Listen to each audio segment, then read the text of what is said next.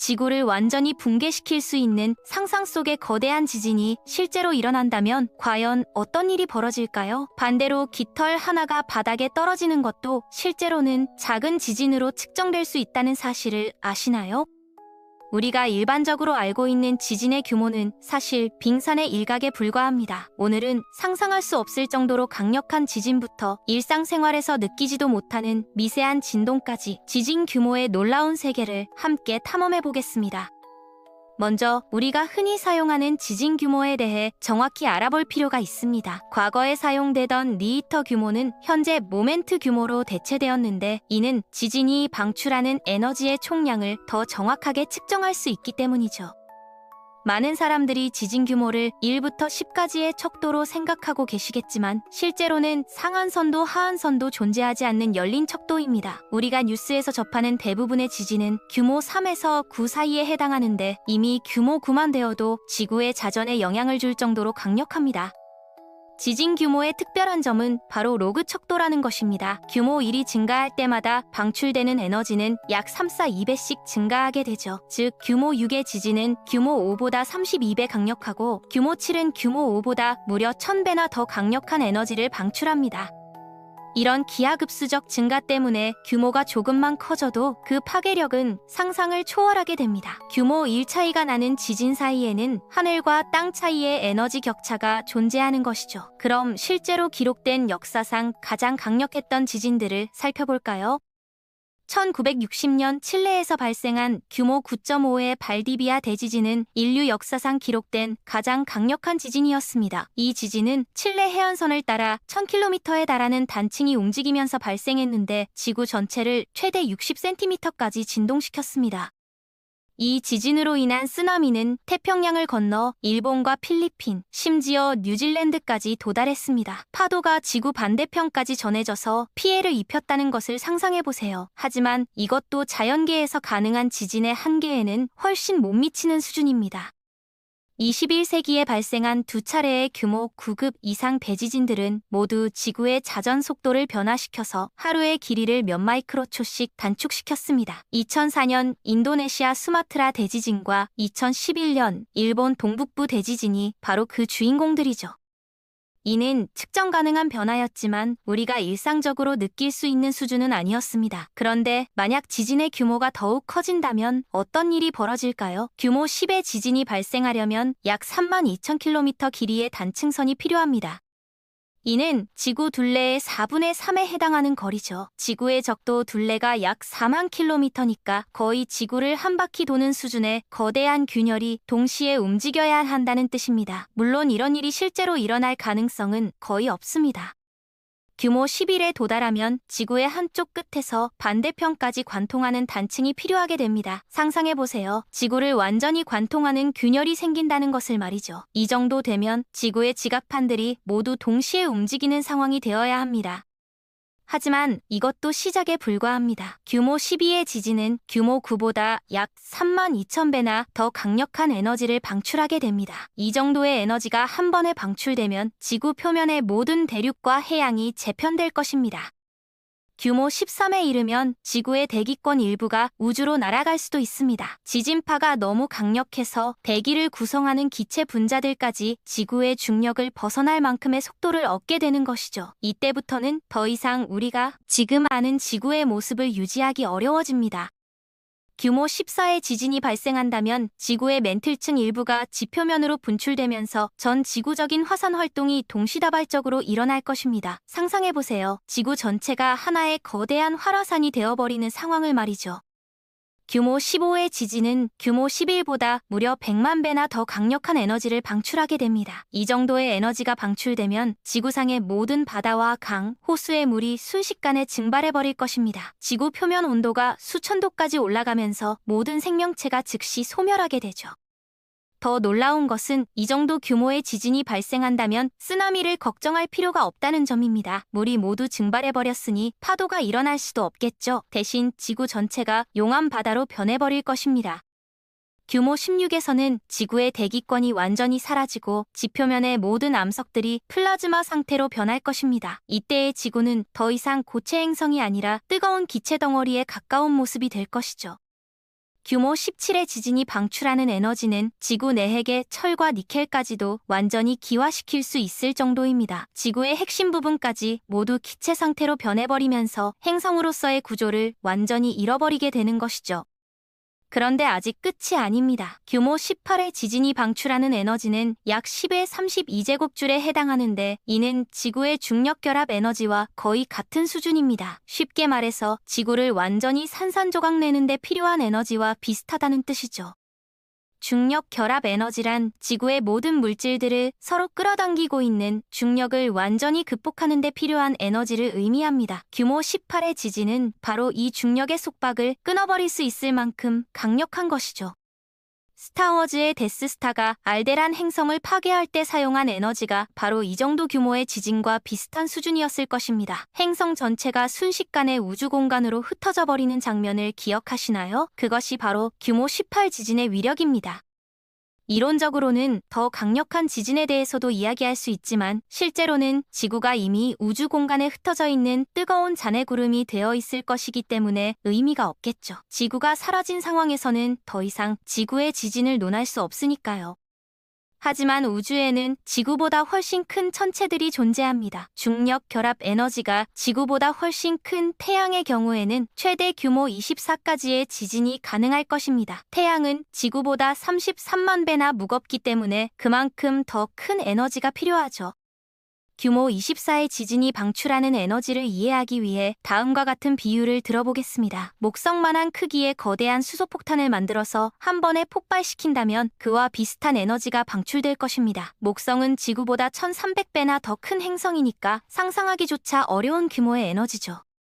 우리가 알고 있는 우주에서 실제로 발생할 수 있는 가장 강력한 지진은 초중성자별에서 일어나는 것들입니다. 초중성자별은 태양보다 몇 배나 무거우면서도 직경은 불과 20km 정도에 불과한 극도로 압축된 천체입니다. 이런 천체에서 발생하는 규모 25의 지진은 우리 태양을 완전히 파괴할 수 있을 정도로 강력하죠. 초중성자별의 지각은 상상할 수 없을 정도로 단단하기 때문에 여기서 일어나는 지진은 말 그대로 우주적 규모의 에너지를 방출하게 됩니다. 그런데 지금까지 우리는 거대하고 파괴적인 지진들에 대해서만 이야기해왔습니다. 규모의 반대편인 미세한 지진들은 어떨까요? 규모 0보다 작은 지진도 실제로 존재할까요? 놀랍게도 지진 규모는 0 이하로도 내려갈 수 있습니다. 우리 주변에서 일어나는 작은 움직임들도 모두 미세한 지진으로 측정될 수 있다는 뜻이죠. 집 주변에서 일어날 수 있는 다양한 상황들을 지진 규모로 환산해보면 정말 흥미로운 결과를 얻을 수 있습니다. 규모 2의 지진이 방출하는 에너지는 대형 트럭 한 대가 집 앞에서 급브레이크를 밟을 때와 비슷한 수준입니다. 이 정도면 집 안에서도 약간의 진동을 느낄 수 있을 것입니다. 하지만 지진이라고 인식하기보다는 그냥 큰 트럭이 지나간다고 생각하겠죠. 규모 하나의 지진이 방출하는 에너지는 시멘트가 절반 정도 실린 대형 트럭을 10m 높이에서 집 앞 도로에 떨어뜨리는 것과 비슷한 수준입니다. 상당한 충격이겠지만 일반적인 건물에는 큰 피해를 주지 않을 정도의 에너지죠. 규모 0의 지진은 프로 미식축구팀 선수들이 모두 최고 속도로 이웃집 차고 벽에 달려들어서 부딪히는 정도의 에너지를 방출합니다. 꽤 큰 충격이겠지만 실제 지진으로는 거의 느껴지지 않을 정도죠. 소음은 크게 들리겠지만 땅의 진동은 미미할 것입니다. 규모 -1의 지진은 미식축구 선수 한 명이 뒷마당의 큰 나무의 전속력으로 충돌하는 것과 비슷합니다. 이 정도면 소음은 들리겠지만 땅의 진동은 거의 감지할 수 없을 것입니다. 하지만 정밀한 측정 장비로는 충분히 측정 가능한 수준이죠. 집에서 기르는 고양이가 높은 옷장 위에서 바닥으로 떨어질 때 발생하는 진동이 바로 규모 -2에 해당합니다. 고양이 주인이라면 새벽에 이런 소리를 들어본 적이 있으실 텐데 그것도 엄연히 지진의 일종이라고 할 수 있는 것이죠. 더 재미있는 것은 그 고양이가 침대 옆 테이블 위에 있던 스마트폰을 발로 떨어뜨릴 때 발생하는 진동이 규모 -3이라는 점입니다. 휴대폰 하나가 떨어지는 것도 엄연히 에너지를 방출하는 미세한 지진인 셈이죠. 규모 -4는 강아지 등에서 동전 한 개가 떨어질 때 생기는 진동과 비슷한 수준입니다. 이 정도 되면 사람이 직접적으로 느끼기는 거의 불가능한 미세한 움직임이죠. 하지만 민감한 지진계로는 여전히 측정이 가능한 범위입니다. 규모 마이너스 0은 옛날 IBM에서 만든 기계식 키보드의 키를 한 번 누를 때 발생하는 진동입니다. 기계식 키보드를 사용해본 분들은 아시겠지만 키를 누를 때 상당히 묵직한 느낌이 들죠. 그 묵직함 속에 미세한 진동이 숨어 있는 것입니다.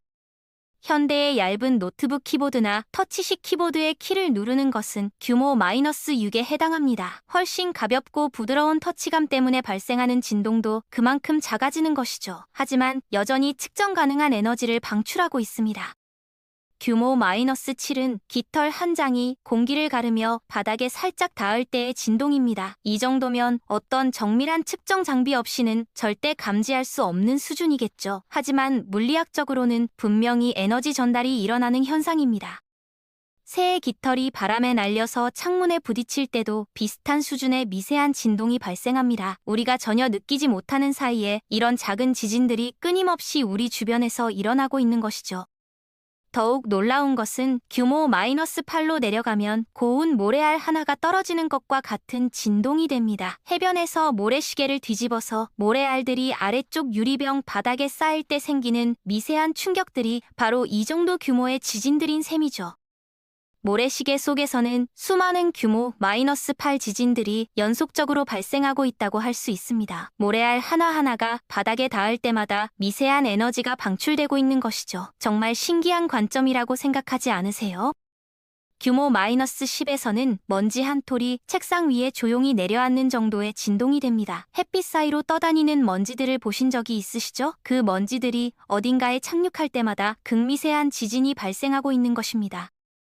규모 마이너스 12는 박테리아 하나가 현미경 슬라이드 위에서 움직일 때 발생하는 진동과 비슷한 수준입니다. 눈에 보이지도 않는 미생물의 움직임까지도 이론적으로는 지진으로 측정할 수 있다는 뜻이죠. 규모 마이너스 15까지 내려가면 분자 하나가 다른 분자와 충돌할 때 발생하는 진동 수준에 도달합니다. 이 정도 되면 우리가 일반적으로 생각하는 지진과는 완전히 다른 미시적인 세계의 이야기가 되죠. 하지만 물리학적 원리는 동일합니다. 이렇게 보면 우리 일상생활은 수많은 미세한 지진들로 둘러싸여 있다는 것을 알 수 있습니다. 발걸음을 내디딜 때마다, 문을 닫을 때마다, 심지어 숨을 쉴 때마다도 아주 작은 진동이 발생하고 있는 것이죠. 하지만 이런 미세한 진동들은 너무 작아서 우리가 지진이라고 인식하지 못할 뿐입니다. 사실 지진학자들이 사용하는 최첨단 지진계들은 이런 미세한 진동들까지도 감지할 수 있습니다. 지진 관측소 근처에서 사람이 걸어가거나 자동차가 지나가는 것도 모두 기록되죠. 심지어 바람이 나무를 흔드는 것까지도 측정됩니다. 이런 일상적인 진동들을 배경 잡음이라고 부르는데 진짜 지진을 감지하기 위해서는 이런 배경 잡음들을 걸러내는 것이 매우 중요합니다. 지진학자들은 이런 미세한 신호들 속에서 진짜 지진의 신호를 찾아내는 탐정 같은 역할을 하고 있는 셈이죠. 반면에 우주 규모에서 일어나는 거대한 지진들은 행성 전체나 심지어 별까지도 파괴할 수 있을 정도로 강력합니다. 같은 물리학적 현상이지만 그 규모의 차이는 상상을 초월하죠. 미세한 먼지의 움직임부터 초중성자별의 폭발까지 모든 것이 연결되어 있습니다. 결국 지진이라는 현상은 우리가 생각하는 것보다 훨씬 넓은 범위에 걸쳐 존재하고 있습니다. 깃털의 낙하부터 행성의 파괴까지 모든 것이 같은 물리학적 원리로 설명될 수 있다는 점이 정말 흥미롭지 않나요? 이런 관점에서 보면 우리는 끊임없이 변화하고 진동하는 우주 속에서 살고 있다고 할 수 있습니다. 겉보기에는 정적이고 조용해 보이는 우리 주변도 사실은 수많은 미세한 에너지 교환이 일어나는 역동적인 공간인 것이죠. 때로는 세상을 완전히 파괴하는 상상보다는 우리 주변의 작고 평화로운 진동들에 관심을 가져보는 것도 좋을 것 같습니다. 고양이가 뛰어내리는 소리, 깃털이 떨어지는 모습, 모래시계 속 모래알들의 움직임까지도 모두 우주적 현상의 일부라고 생각하면 일상이 조금 더 특별하게 느껴질지도 모르겠습니다.